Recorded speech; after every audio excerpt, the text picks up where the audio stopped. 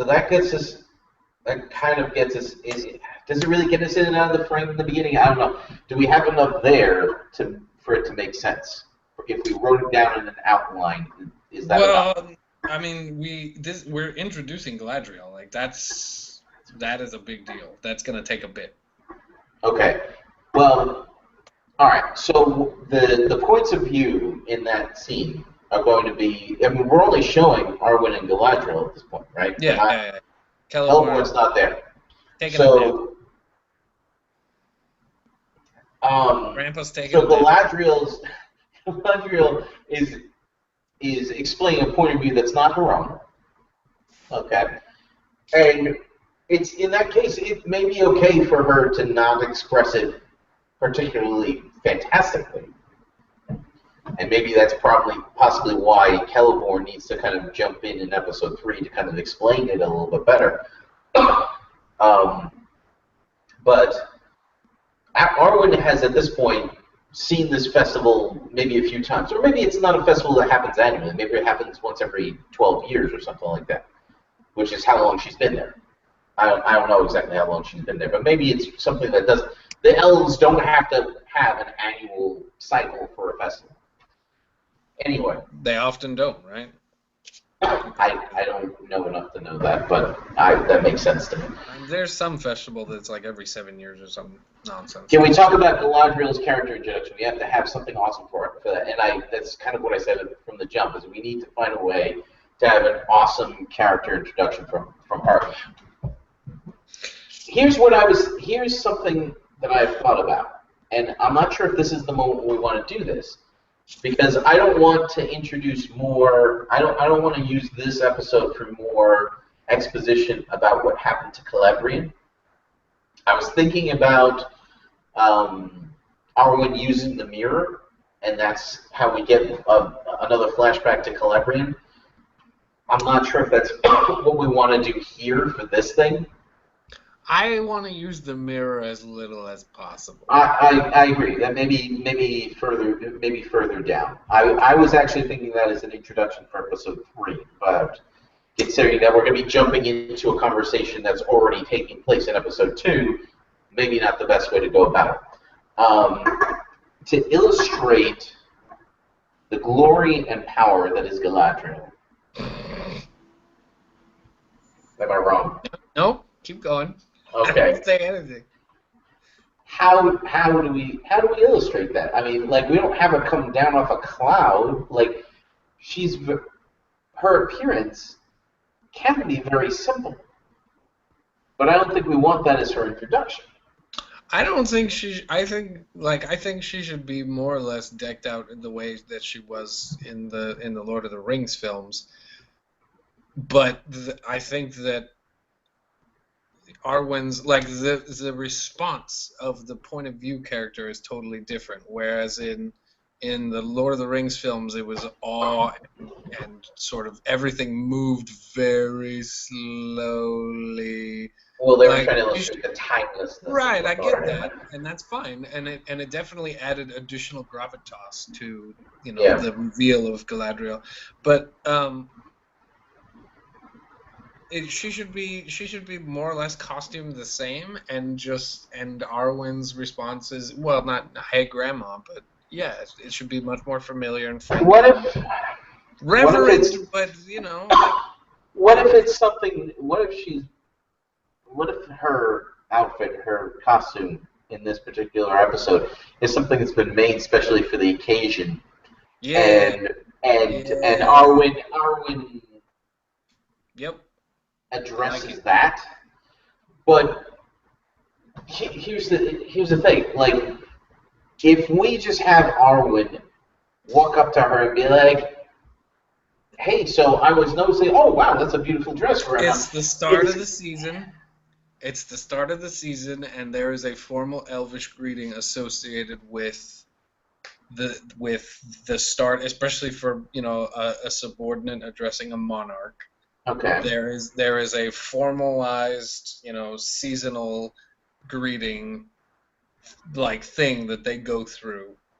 And then after that is over, they kind of break into more familiar, like, You know, it's awesome that I got to do that. I haven't been able to do this with you in I don't know how long. That A was super. ritual gift giving, yeah. Alex just said a ritual gift giving. That might be a good. That might be a good one. That'd be cool. Um, I don't necessarily think it can be a significant gift, something No, that's I going think to it should like be. trigger anything in our mind. Yeah. Something more followed up with something more familiar and intimate. Yeah, we can actually see Arwen in costume waiting to be Yeah. ushered in Yeah. to the main chamber, and we can actually have a formal thing, and then after that's over, yeah, I like that. I like that a lot.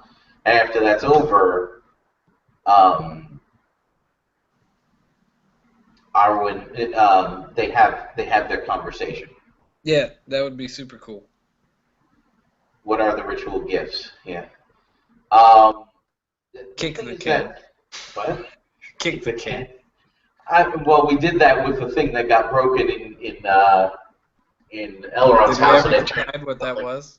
I actually decided that it should be something depicting Elrond and Elros sitting sitting on something, facing in opposite directions, thinking, and when it That's breaks, kind it of separates them.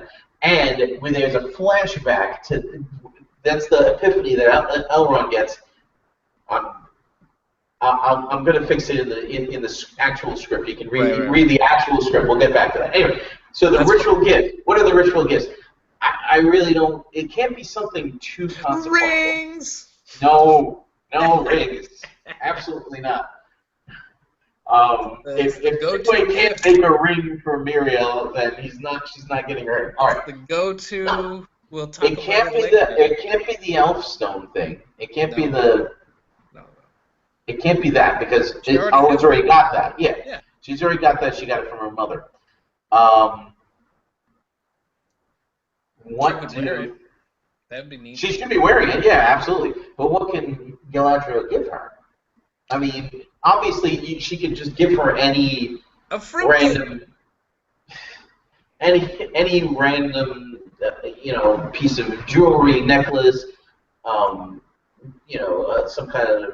She could give her a garment. There's all kinds of things that she give her. She could give her some kind of ritual cloak for her to wear for this celebration thingy. We could have her, give her a cloak, and then she's wearing the cloak when she meets Aragorn, just for giggles. That'd be fun. You could do that. Like it doesn't have Okay. to be. It doesn't have to be necessarily significant from the material that we Right. have. We could Yeah, make it significant later that's true. Okay. All right. as continuity. And maybe a cloak that depicts the stars, considering this is a celebration. Yeah, like a starry sort of Yeah. nighttime cloaky Okay. magical. Like maybe Yeah. What do you think, the Alex? lining, maybe the lining has got like sparklies on it, but the outer is like just black as night or something, so that Yeah. something And evocative of something that evokes imagery that we are going to use for Tenuvia when we get there. does Arwen give Galadriel something? Alex is asking. And Yeah, of what? course. What do we give? What do we give her?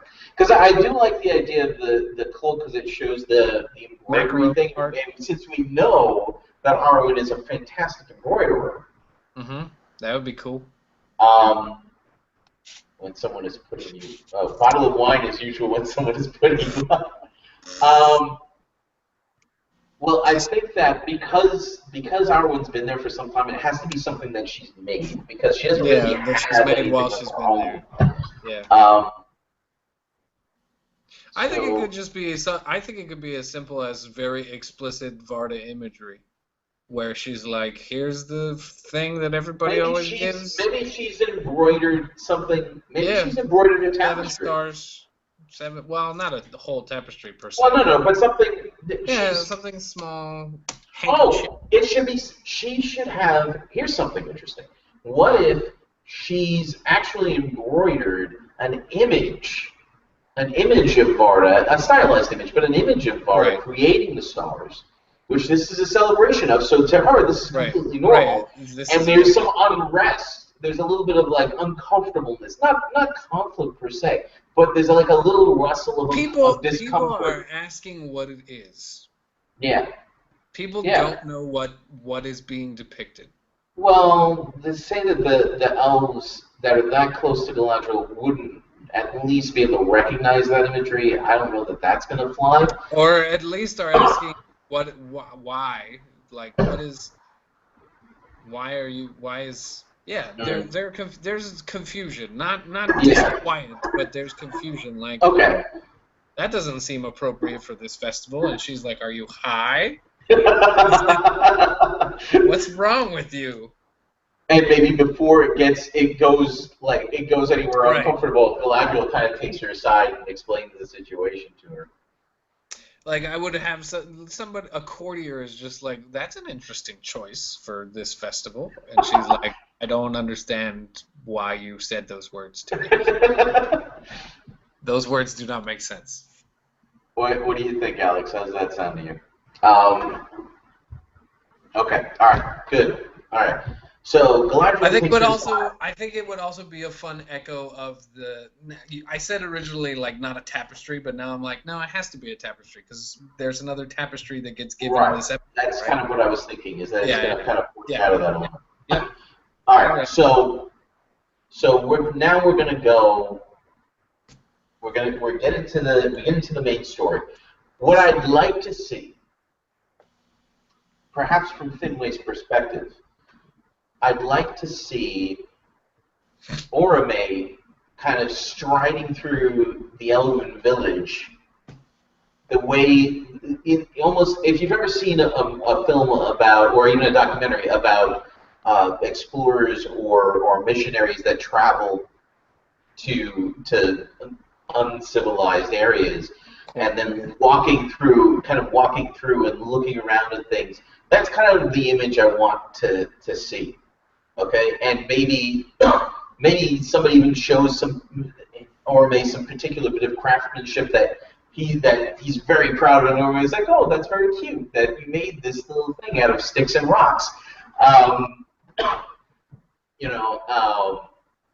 I'd like to see maybe some children curiously going up to him, and their parents kind of like pulling them aside. Like, don't go near the glowing white devil guy, that kind of thing. That works. Okay. And so, This happens after. I just realized. What is their level of material culture? Alex asks. I think that there's no metal. It's relatively primitive. It's not ugly or crude. The materials are relatively it's not primitive. The pottery we could see. I think we could see pottery, but even like a flint spear is gonna be the most beautifully built. Yeah, it's not a rough-hewn flint axe type of thing. It is a very, very near perfect. It has. Because they have like a guy who just pumps these out and takes him like 50 years to do one. Like, that's the kind of craftsmanship that we're talking about. It's got smooth edges, it's curved, it's just that the materials are just not, they're primitive materials. It's wood, and I think it might be fun if they had silk. I don't know about silk, but definitely that seems like the kind of thing. Fiber cloths, I would say. There's a certain level of civilization that's required to manage silk. The process is not something you can just whip up. Well, you have your little larva pumping out. I don't know. I feel like that would need explanation. Alex asks pottery. I think pottery is definitely that's doable. And I just realized that we entirely skipped over the debate of the Valar. Mostly, the debate of the Valar has to happen first. But wait, didn't we have the debate in the first episode? No. The debate of the Valar happens here. It's in the timeline of the first. Yes, I know. It's in the timeline. Right. We see that first, and then we go into orbit. Okay? Yeah, that can work. But I do feel that the hosts really nailed their description of the discussion of the Valor. I don't think we need to get too deep into that.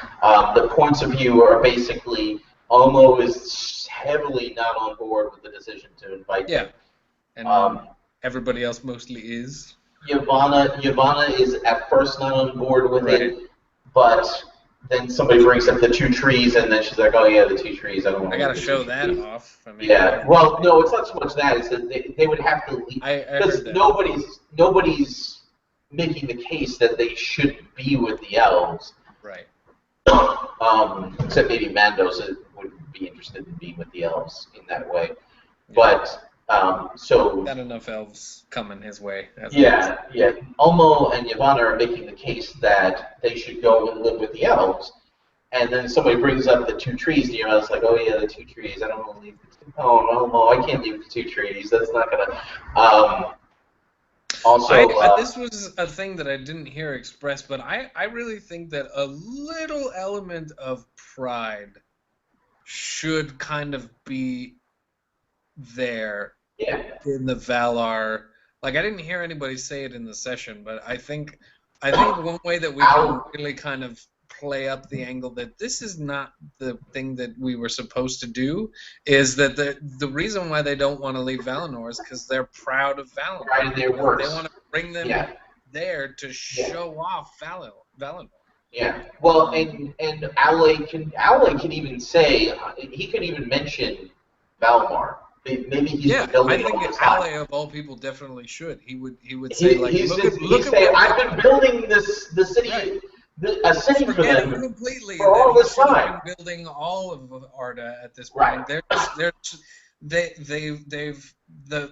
They narrowed their focus initially so that they could focus on working together. And now that they've narrowed it, they're loath to broaden it because they really like the stuff that they've made, and they're just kind of live there now, right? Lorien is a great example. Well, Lorien, if anything, Lorien might be one of the ones who was supposed to be exactly where he is. Yeah, that's right. But he's exemplary of the sort of tendency to kind of the Valinor impulse, as Professor Wilson likes to say. Alex asks, is this the what happened, they can't live here, everything's too big moment? I think honestly, that's Alay's going to teach them to make their own dwelling. Yes, but here's the thing. That's funny and all that. That would be a hilarious gag. But I think that Alay's got a good handle on the size of the. I think someone can bring it up, like Olmo maybe would be kind of a funny sort of goofy defense for his like, look, everything is clearly too big for them. They can't live here, and well, no. You know who would make that argument? Not Olmo. You know who would make that argument because we've decided to have Vanna on Olmo and Yavanna's side, and I think that's an argument that she would make. Okay.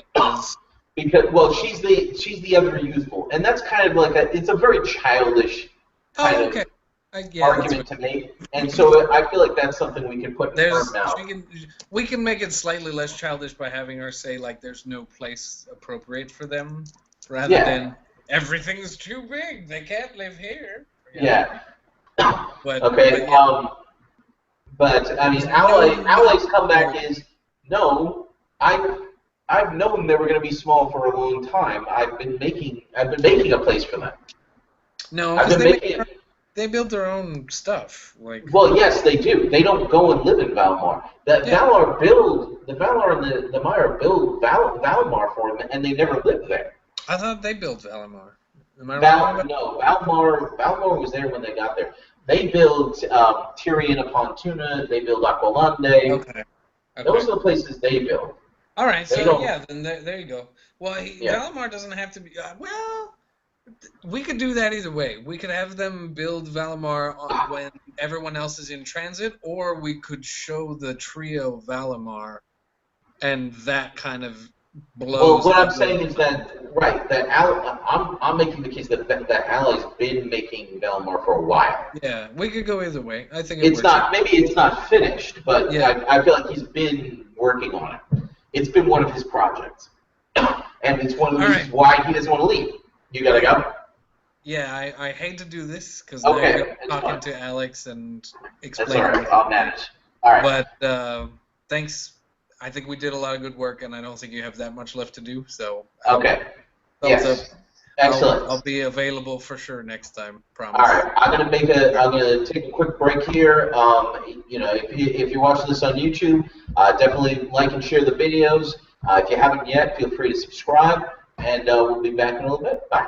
Bye, guys.